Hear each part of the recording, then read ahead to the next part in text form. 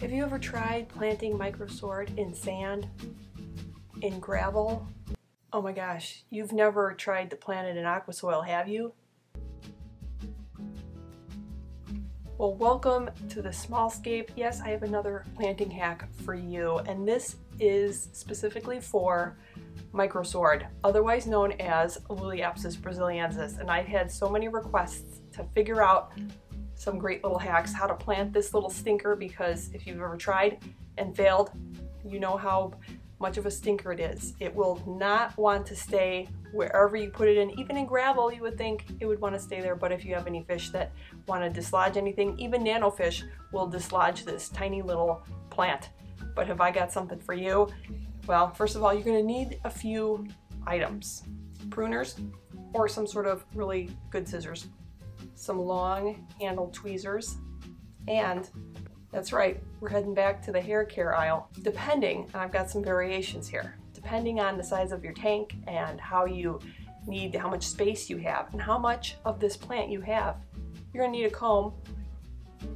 And for some of your bigger jobs, that's right, remember these back in the day? Hair combs. I'm gonna show you exactly why. It's great. It's going to save you so much frustration. You're going to love it. First of all, why do you need scissors? Well, because you're going to cut into pieces. That's right. If you have a small little nano tank, like I have a number of them, and there's a small little area for you to work in, you're going to cut these into little pieces, and they become tiny little combs, little planting combs, right?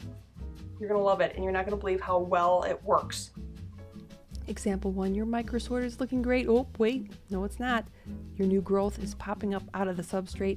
That's where these little tiny pieces of a comb come in really handy to just kind of pin them down, and the little comb pieces stay down very, very nicely.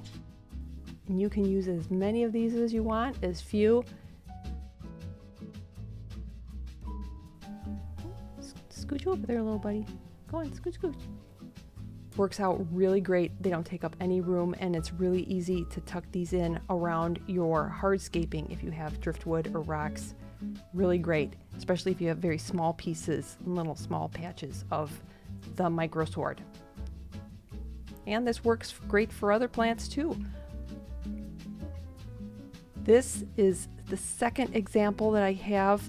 This is if you use a full comb for maybe a larger little section of microsword. You just have the roots on the bottom.